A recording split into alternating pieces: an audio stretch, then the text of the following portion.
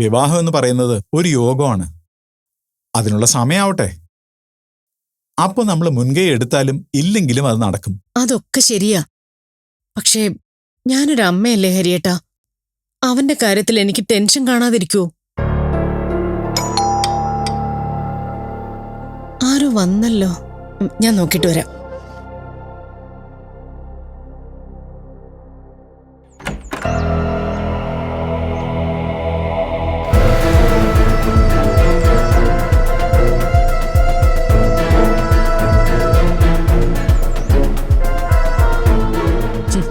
ധന്യെന്താ ഇങ്ങോട്ടൊക്കെ? വഴിവെല്ലം തെറ്റി വന്നാണോ? നിന്റെ മകനെവിടെ? ഞാൻ വന്നതേ അവനെ കാണാനാ. സൂരജിനെയോ? എന്തിനാ? അതൊക്കെ ഞാൻ അവനോട് പറഞ്ഞോളാം. സൂരജിനെ വിളിക്ക്. അത് കൊള്ളാലോ. വരുന്നവരെയും പോകുന്നവരെയും ഒക്കെ കാണിക്കാൻ എന്റെ മകനെന്താ പ്രദർശന വസ്തുവാണോ? അവൻ ഇവിടെ ഇല്ല. ധന്യോ, വാ, അകത്തേക്ക് വാ. ഹരിയേട്ടൻ എന്തിനാ ഇവിടെ അകത്തേക്ക് വിളിക്കുന്നേ? ബീനൊന്നും ഉണ്ടായിരിക്കേ. ധന്യ, അകത്തേക്ക് വാ. ഇല്ല ഹരി, എനിക്ക് കാണേണ്ടതും സംസാരിക്കേണ്ടതും സൂരജിനോടാ. ഹരി അവനൊന്ന് വിളിച്ചേ. സൂരജ് ഇവിടെ ഇല്ലാന്ന് ബീന പറഞ്ഞത് സത്യമാ. ധന്യ വന്ന് അകത്തേക്കിരിക്കെ, അപ്പോഴേക്കും സൂരജ് വരും. ഹരി, നിങ്ങളുടെ രണ്ടാം ഭാര്യയും മകനെയും കാര്യങ്ങൾ പറഞ്ഞ് മനസ്സിലാക്കിക്കോണം. അല്ലെങ്കിലേ വലിയ പ്രശ്നമാവും. ഞങ്ങളെ എന്ത് മനസ്സിലാക്കിക്കാനാ നീ ഇപ്പൊ വലിഞ്ഞു കയറി ഇങ്ങോട്ട് വന്നിരിക്കുന്നേ? ബീനെ, താൻ മിണ്ടായിരിക്കെ. ധന്യയോട് ഞാൻ സംസാരിക്കുമല്ലേ. ഇവള് ഞങ്ങളെ പറയുന്ന ഹരിയേട്ടൻ കേൾക്കുന്നില്ലേ? ഇതൊക്കെ കേട്ട് ഞാൻ മിണ്ടാതിരിക്കണമെന്നാണോ ഹരിയേട്ടൻ പറയുന്നേ? ആൺമക്കളെ മര്യാദയ്ക്ക് വളർത്തിയില്ലെങ്കിൽ തള്ളമരിങ്ങനെ പലതും കേൾക്കേണ്ടി വരും. ധന്യ, കാര്യം പറ. സൂരജ് എന്ത് തെറ്റാ ചെയ്തത്? അവന്റെ കാര്യത്തിൽ ബീനയ്ക്ക് മാത്രമല്ല, എനിക്കും ഉത്തരവാദിത്വമുണ്ട്. ഞാൻ സൂരജിനോട് സംസാരിക്കാം. അതിനൊക്കെ മുമ്പ് കാര്യം എന്താണെന്ന് വെച്ചാ പറ. ആ തലതെറിച്ചവൻ ഇപ്പൊ ഏത് നേരവും എന്റെ മകളുടെ പിന്നാലെയാ. വെറുതെ ഓരോന്ന് വിളിച്ചു പറയരുത്.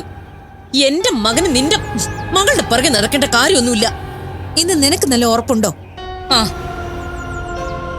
നിങ്ങൾ രണ്ടുപേരും ഒന്ന് സമാധാനിക്ക്.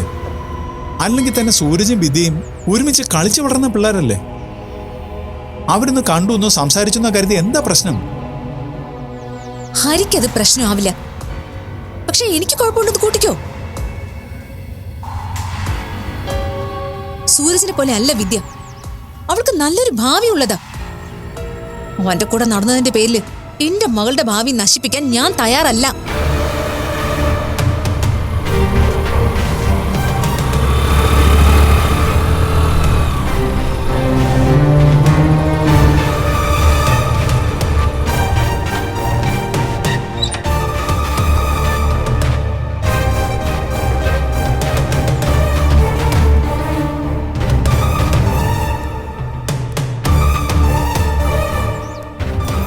സൂരജേ, നീ എന്തിനാ ഇവളുടെ മകൾ ആ ആട്ടക്കാരോട് സംസാരിക്കാൻ പോയത്?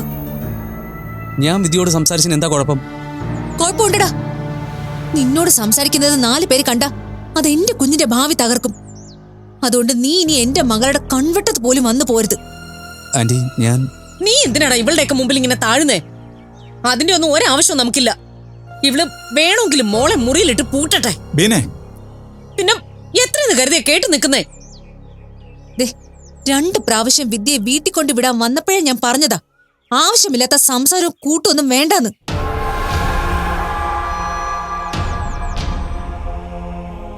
സൂരജ് ഇവളെ ബൈക്കിൽ കയറ്റിക്കൊണ്ട് പോകുന്നത് കണ്ടിട്ട് തന്നെ ഞാൻ ഇങ്ങോട്ട് പോകുന്നത്.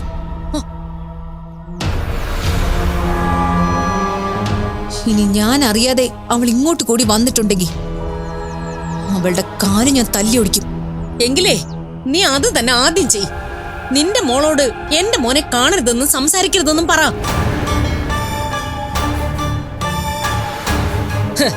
അങ്ങനെ പറഞ്ഞാലും അവളത് കേക്കില്ലായിരിക്കും. അത്രയ്ക്കും വളർത്തുദോഷം ഉണ്ടല്ലോ നിന്റെ മോൾക്ക്. മര്യാദയ്ക്ക് സംസാരിക്കണം, അല്ലെങ്കിൽ ഞാൻ ഇനി എങ്ങനെയാ പ്രതികരിക്കുന്നതെന്ന് പറയാനൊക്കില്ല. നീ എങ്ങനെ പ്രതികരിച്ചാലും എനിക്കൊരു ചുക്കുമില്ല. എന്താണെങ്കിലും നമുക്ക് സംസാരിച്ച് പരിഹാരം ഉണ്ടാക്കാം. ഇവിടെ നിന്ന് സംസാരിച്ച് നാട്ടുകാരെ കൂടി കേൾപ്പിക്കുന്ന എന്തിനാ? വേണ്ട ഹരി, എനിക്കിനി കൂടുതൽ പറയാനൊന്നുമില്ല. സൂരജിനോട് പറയാനുള്ളത് ഞാൻ വ്യക്തമാക്കി കഴിഞ്ഞു. അവന്റെ വീട്ടുകാരായ നിങ്ങളെ അറിയിച്ചു. ഇനി ഈ കാര്യം പറഞ്ഞ് എനിക്കിവിടെ വരേണ്ട അവസ്ഥ ഉണ്ടാക്കരുത്. അങ്ങനെ വന്നാ ഞാൻ പ്രതികരിക്കുന്നത് ഇങ്ങനെയൊന്നും ആവില്ല. ഡീ, നീ ആരെയാ പേടിപ്പിക്കുന്നേ? നിന്റെ ഭീഷണി കേട്ട് എന്റെ മോനെ ഞാൻ വീട്ടിൽ പിടിച്ചിരുത്തുന്നാണോ നീ വിചാരിക്കുന്നത്? ബീനെ, തന്നോട് ഞാൻ പറഞ്ഞു. അതെ, ഞാൻ പോവാ ഹരി. ഇനി സംസാരിച്ച ശരിയാവില്ല. പോയാ നിനക്ക് കൊള്ളാം.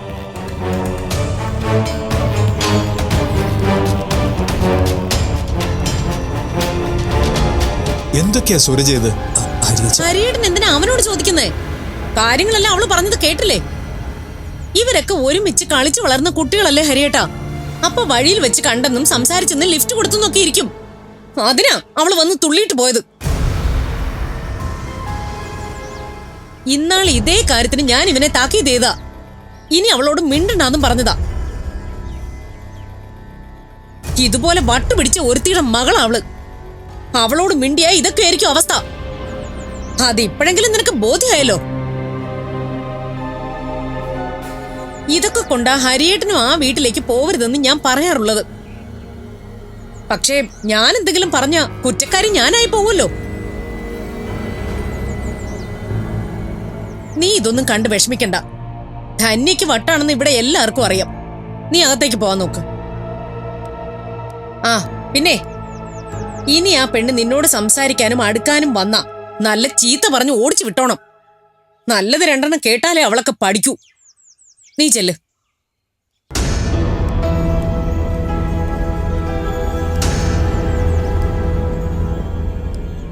ഹരിയേട്ടാ, ഹരിയേട്ടൻ ഇനി ഈ കാര്യം മനോജേട്ടനോട് പറയാനും സമാധാന ചർച്ചകൾ വെക്കാനൊന്നും പോണ്ട.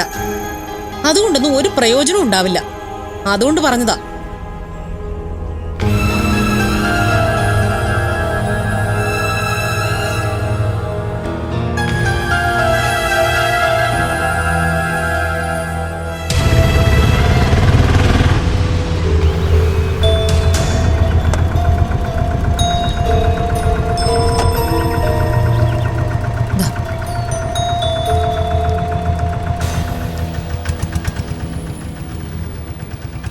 എവിടെ അവള്? ആര്? വിധി, ഇറങ്ങി വാടി ഇവിടെ. നീ എന്തിനാ ഇങ്ങനെ ദേഷ്യപ്പെടുന്നത്? നിനക്ക് എന്താ പറ്റിയേ?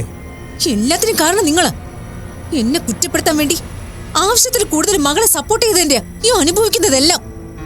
നീ ഇങ്ങനെ ബന്ധമില്ലാതെ ഓരോന്നും പറയാതെ കാര്യം എന്താന്ന് വെച്ചാൽ തെളിച്ചു പറ. തന്നെ പറയാം, എല്ലാം ഞാൻ പറയാം. ആദ്യം അവള് വരട്ടെ. വിദ്യേ,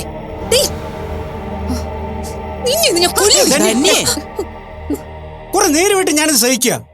നീ ഒന്ന് കാര്യം പറ. എന്താ നിന്റെ പ്രശ്നം? പ്രശ്നം ഇവളാ.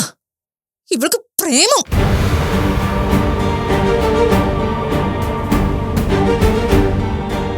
അതാരോടാണെന്ന് അറിയോ? നീ ബഹളം ഉണ്ടാക്കാതെ നമുക്ക് സംസാരിക്കാം. എന്തെങ്കിലും പ്രശ്നം ഉണ്ടെങ്കിൽ അത് നമുക്ക് പറഞ്ഞു തീർക്കാം. ഇതങ്ങനെയൊന്നും തീരില്ല. മകളെ തെരഞ്ഞെടുത്തിരിക്കുന്നത് ആരാണെന്ന് അറിഞ്ഞ മനോജേട്ടൻ തന്നെ ഇവിടെ തല്ലും. ഏയ്, പെൺകുട്ടികൾക്ക് ഈ പ്രായത്തിൽ ചില അടുപ്പങ്ങളൊക്കെ തോന്നും. അതൊക്കെ പറഞ്ഞു തീർത്താവുന്നതേ ഉള്ളൂ, അല്ലേ മോളെ?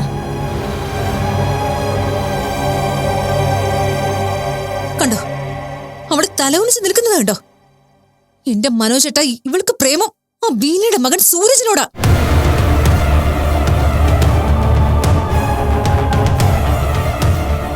സൂരജിനോടോ? അതെ, എനിക്കിത് പലതവണ തോന്നിയതാ. ഇവളുടെ പെരുമാറ്റത്തിൽ ഞാൻ സംശയം പറഞ്ഞപ്പോഴെല്ലാം നിങ്ങൾ എന്നെ കുറ്റം പറഞ്ഞില്ലേ? മോള് സമാധാനിക്കേ. വിദ്യമോള് കാര്യം പറയട്ടെ. അതെ, മോളെന്താ ഒന്നും പറയാത്തത്? അമ്മ പറഞ്ഞാൽ എന്തെങ്കിലും കാര്യമുണ്ടോ? അച്ഛാ, ഞാൻ ഇവളുടെ പരങ്ങൾ കണ്ടിട്ട് നിങ്ങൾക്ക് കാര്യം മനസ്സിലായില്ലേ? ധന്യ, നീ കുറച്ചു നേരത്തേക്കൊന്നും മിണ്ടാതിരിക്കൂ. മോള് പറയട്ടെ.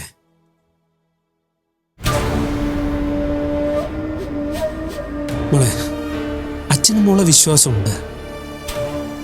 അച്ഛനും കുടുംബത്തിനും വിഷമം ഉണ്ടാക്കുന്ന ഒന്നും എൻ്റെ മോളുടെ ഭാഗത്തൊന്നും ഉണ്ടാവില്ല, അല്ലേ മോളെ? പറയടി, നിന്റെ മനസ്സിൽ എന്താണെന്ന് തുറന്നു പറ.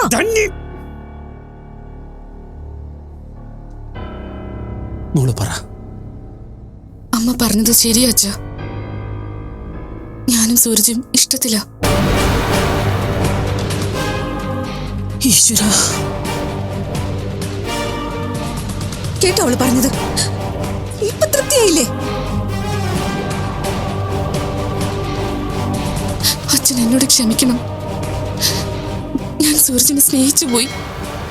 എൻ്റെ മോൾക്കൊരു തെറ്റ് പറ്റില്ല എന്ന് അച്ഛനൊരു വിശ്വാസം ഉണ്ടായിരുന്നു. അതാ നീ ഇപ്പൊ തകർത്തത്. എനിക്ക് തെറ്റിയിട്ടില്ല അച്ഛാ. സൂരജ് നല്ല ആളാ. എന്നെ മനസ്സിലാക്കാനും സ്നേഹിക്കാനും സൂരജിനെ കൊണ്ട് സാധിക്കും. നിങ്ങൾക്ക് തൃപ്തിയായല്ലോ? നിങ്ങൾക്ക് മകൾ തന്ന സമ്മാനം ഇഷ്ടായോ? എന്ത് കണ്ടിട്ടാണ് നീ അവനെ സ്നേഹിച്ചത്? അവന് സ്വന്തമായിട്ട് എന്താ ഉള്ളത്? ആ ബീനയുടെ മകനെന്ന ലേബൽ മാത്രമുള്ള ഒരു ക്രിമിനൽ അവൻ. അവനെ കെട്ടി ഇവിടെ കഴിയാന്നൊരു ചിന്ത ഉണ്ടെങ്കിൽ അത് വെറുതെയാ. നിന്റെ തീരുമാനം തെറ്റാ മോളെ. ഇതിനച്ഛൻ നിനക്ക് കൂട്ടുനിൽക്കില്ല. എന്താ അച്ഛൻ എങ്ങനെ പറയുന്ന? എന്റെ എല്ലാ ആഗ്രഹത്തിനും എനിക്കൊപ്പം നിന്നിട്ട് എന്റെ ജീവിതത്തിലെ പ്രധാന കാര്യം വന്നപ്പോ എന്നെ ഒറ്റപ്പെടുത്തുവാണോ? എന്താ നിങ്ങൾ മിണ്ടാത്തെ? ഇതിന് മകൾക്കൊപ്പം നിൽക്ക്. എന്നിട്ട് ജോലിയും കൂലിയില്ലാത്ത ദരിദ്രവാസിക്ക് കെട്ടിച്ചു കൊടുക്ക്. നിനക്ക് വേണ്ടി അമ്മയോട് ഓരോ കാര്യത്തിനും വാശി പിടിക്കുമ്പോഴും നീ എന്നെ മനസ്സിലാക്കുമെന്നും എൻ്റെ മോളുടെ ഭാഗത്തു നിന്ന് ഒരു തെറ്റും സംഭവിക്കില്ലെന്നും അച്ഛൻ വിശ്വസിച്ചു. ആ വിശ്വാസം തെറ്റിപ്പോയല്ലോ മോളെ. അച്ഛാ, അത് ഞാൻ ഞങ്ങളുടെ നെഞ്ചിൽ തീ കുരിയിട്ടിട്ട് നീ എന്തിനാണ് കരയുന്നേ? ഇങ്ങനെ ഒരു ബന്ധം നീ ഉണ്ടാക്കുന്നതിന് പകരം എന്നെ നിന്റെ അച്ഛനെ കൊന്നുകളയായിരുന്നില്ലേ? നീ സമാധാനിക്ക് തന്നെയേ. അവക്കൊരു തെറ്റുപറ്റി. നമ്മൾ പറഞ്ഞു മനസ്സിലാക്കി കൊടുത്താ അവക്കത് മനസ്സിലാവും. ഇന്നലെ ഇവിടെ നമ്മളോട് ഇത് ചെയ്തല്ലോ അമ്മ. ഇവളോട് ഇത് ചോദിക്കുമ്പോഴും അങ്ങനെയൊന്നും ഇല്ല എന്നൊരു മറുപടി പറയുന്നായിരുന്നു എന്റെ പ്രതീക്ഷ. അതിനാ ഞാൻ പ്രാർത്ഥിച്ചത്. പക്ഷെ എല്ലാം വെറുതെ ആയില്ലേ? മതിയായില്ലേ നിങ്ങൾക്ക്? പലതവണ ഇവളുടെ വിവാഹം നടത്താൻ ഞാൻ പറഞ്ഞപ്പോഴും എന്നെ കുറ്റം പറഞ്ഞില്ലേ? ഇനിയിപ്പോ എന്താന്ന് വെച്ചാ ചെയ്തോ? എല്ലാം എന്റെ വിധി.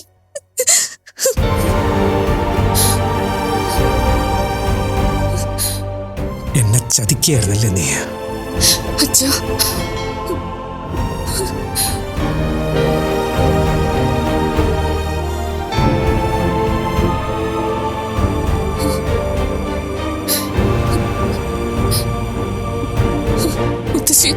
മോളെ, നീ നിന്റെ ഇഷ്ടത്തിനൊരു തീരുമാനം എടുത്തു. അതിന്റെ പ്രതികരണമാണ് ഇപ്പൊ ഇവിടെ കണ്ടതല്ല. ഈ സമയത്ത് മോളുടെ തീരുമാനത്തിലെ തെറ്റുകളൊന്നും മോക്ക് തിരിച്ചറിയാൻ പറ്റില്ല. പക്ഷേ അതിലൊരു തെറ്റുണ്ട്. അത് നീ അറിയാൻ ശ്രമിക്കണം. അത്രേ എനിക്ക് പറയാൻ പറ്റൂ.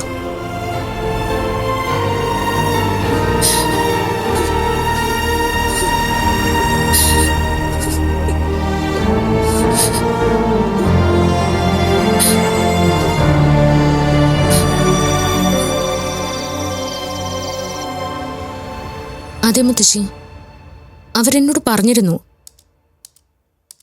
പക്ഷേ എന്ത് ചെയ്യണമെന്ന് എനിക്കൊരു എത്തും പിടിയില്ലാത്ത അവസ്ഥയിലായിരുന്നു ഞാൻ.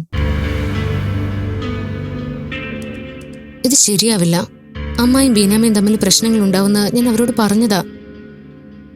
പക്ഷെ ഇത്ര പെട്ടെന്ന് ഇങ്ങനെയെല്ലാം സംഭവിക്കുമെന്ന് ഞാൻ കരുതിയില്ല. ആ ശരി മുത്തശ്ശി, ഞാൻ പിന്നെ വിളിക്കാം.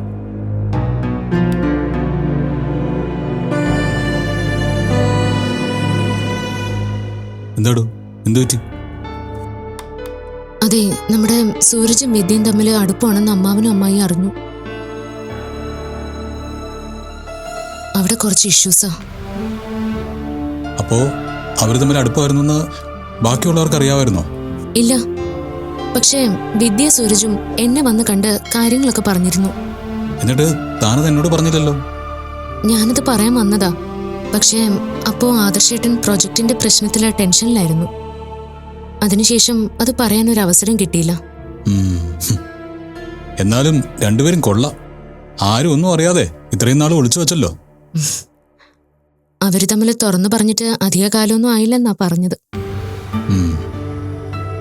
വീട്ടിൽ നിന്ന് എതിർപ്പുണ്ടാവുമെന്ന് അറിയാവുന്നതുകൊണ്ട് രണ്ടുപേരും ടെൻഷനിലായിരുന്നു. അതുകൊണ്ടാ എന്നോട് വന്ന് കാര്യം പറഞ്ഞത്. എന്നിട്ട് താനെന്ത് പറഞ്ഞു? ഇത് പ്രശ്നമാവും, ഒരു കാരണവശാലും ബീനാമ്മയും അമ്മായിയും അംഗീകരിക്കില്ല എന്ന് ഞാനും പറഞ്ഞു. അത് ശരി, അതവർക്ക് അറിയാവുന്ന കാര്യമല്ലേ. അതുകൊണ്ടല്ലേ സഹായം ചോദിച്ച് തൻ്റെ അടുത്ത് വന്നത്. അപ്പൊ അവരെ ഉപേക്ഷിക്കുകയാണോ വേണ്ടത്? സഹായിക്കാന്ന് പറയാറുന്നില്ലേ തനിക്ക്? ഞാൻ എങ്ങനെ സഹായിക്കാൻ ആദർശേട്ടാ? ഇതില് നമുക്ക് ആരുടെയും ഭാഗത്ത് നിൽക്കാൻ പറ്റില്ല. എല്ലാവരും നമുക്ക് വേണ്ടപ്പെട്ടവരാ. പക്ഷെ എനിക്കങ്ങനെ തോന്നുന്നില്ല. മീനാന്റിയും ധന്യാന്റിയും തമ്മിലുള്ളത് വെറും ചീപ്പ് ഈഗോ മാത്രമാണ്. അല്ലാതെ അവര് തമ്മിലുള്ള പ്രശ്നത്തിന് ഒരടിസ്ഥാനവും ഇല്ല. ഇവിടെ അഭി ചെയ്തു കൂട്ടുന്നതിന്റെ മറ്റൊരു പതിപ്പാണ് അവരും ചെയ്യുന്നത്. പക്ഷേ സൂരജ് വിദ്യ അങ്ങനെയല്ല. അവർ തമ്മിലുള്ളത് ആത്മാർത്ഥമായ അടുപ്പം തന്നെയാണ്. കാരണം അവർ തമ്മിൽ കുട്ടിക്കാലം തൊട്ടേ അറിയാം. രണ്ടുപേരുടെയും പോസിറ്റീവും നെഗറ്റീവും എന്താണെന്ന് പരസ്പരം നല്ല ബോധ്യമുണ്ടാവും. അങ്ങനെയുള്ളവർ തമ്മിൽ അടുക്കുമ്പോൾ അത് പക്വതയുള്ള അടുപ്പം തന്നെയാവും. അപ്പോ നമ്മൾ സഹായിക്കേണ്ടതും കൂടെ നിൽക്കേണ്ടതും അവർക്കൊപ്പമാണ്. ആദർശേട്ടൻ പറയുന്നത് ശരിയാ. പക്ഷേ ബീനാമ്മയും അമ്മായിയും അടിസ്ഥാനം ഇല്ലാതെ വഴക്കുകൾ ഉണ്ടാക്കുന്നു നമ്മൾ പറഞ്ഞാലും അവരത് വിശ്വസിക്കില്ല. രണ്ടുപേരും അവരുടേതായ ഭാഗങ്ങളെ ന്യായീകരിച്ചുകൊണ്ടേയിരിക്കും. അതവരുടെ വിശ്വാസവും ചിന്തയുമോ.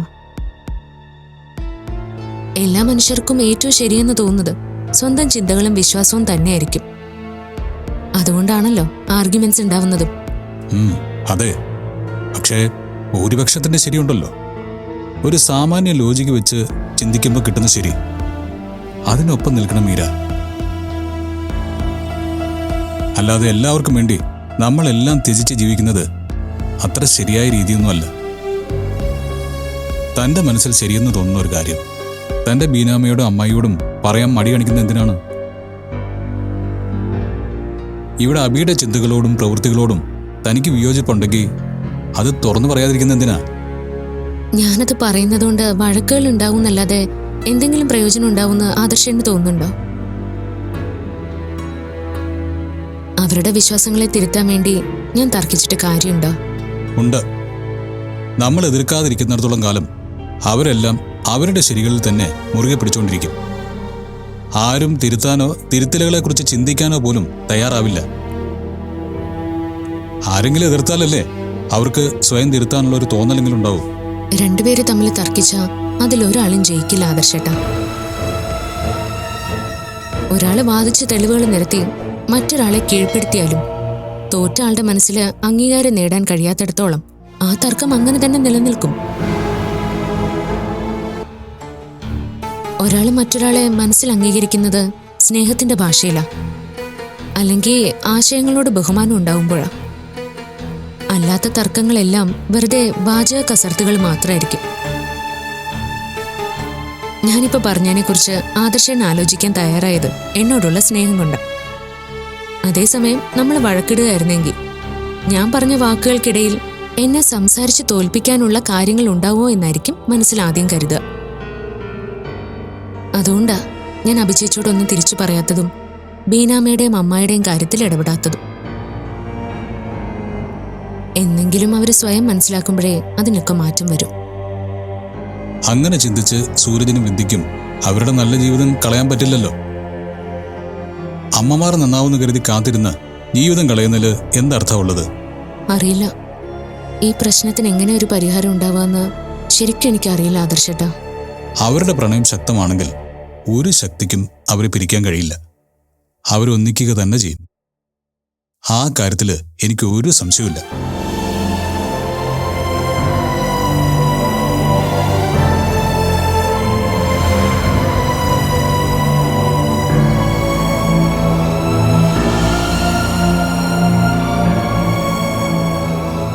സൂരജ്, എന്താ മോനെ, നീ എന്തിനാ ഇങ്ങനെ വിഷമിക്കുന്നത്? ഏയ് ഒന്നുമില്ല. നീ നുണ പറയണ്ട. എനിക്കറിയാം കാര്യം. ആ ധന്യ ഇവിടെ വന്നു കിടന്ന് കാണിച്ച പ്രകടനം ഓർത്തല്ലേ നിനക്ക് ഈ വിഷമം. അത് നീ കാര്യമാക്കണ്ട. അവൾ ഇവിടെ വന്ന് പറഞ്ഞതൊന്നും ഞാനോ ഹരിയേട്ടനോ കാര്യമാക്കിയിട്ടില്ല. നിന്നെ എനിക്കറിയാം. ഈ ഭൂമിയിൽ ആരുടെ പിറകെ നീ പോയാലും ആ ധന്യോ അവളുടെ മകളെയോ എന്റെ മകൻ തിരിഞ്ഞു നോക്കില്ല എന്ന് എനിക്കറിയാം. അങ്ങനല്ല അമ്മേ. ഞാൻ പറഞ്ഞല്ലോ സൂരജെ, ധന്യക്ക് ഭ്രാന്താ. നമ്മളോടുള്ള അസൂയയും കുശുമ്പും കൂടി ഭ്രാന്തായതാ. അതാ ഇപ്പൊ ഇങ്ങനെ ഒരു കാരണം ഉണ്ടാക്കി വഴക്കിന് വരുന്നത്. അവള് കുറെ നാളായി മകളെ ആരുടെയെങ്കിലും തലയിൽ കെട്ടിവെക്കാൻ നോക്കുന്നു. പക്ഷെ ഇതുവരെ നടന്നില്ല. അല്ലെങ്കിൽ തന്നെ ആ പെണ്ണിനെ പോലെ ഒരു ആട്ടക്കാരിയെ ഏതെങ്കിലും ചെറുപ്പക്കാരൻ വിവാഹം കഴിക്കൂ? അമ്മ വേണ്ട, വിധിയെക്കുറിച്ച് മോശമായൊന്നും പറയരുത്.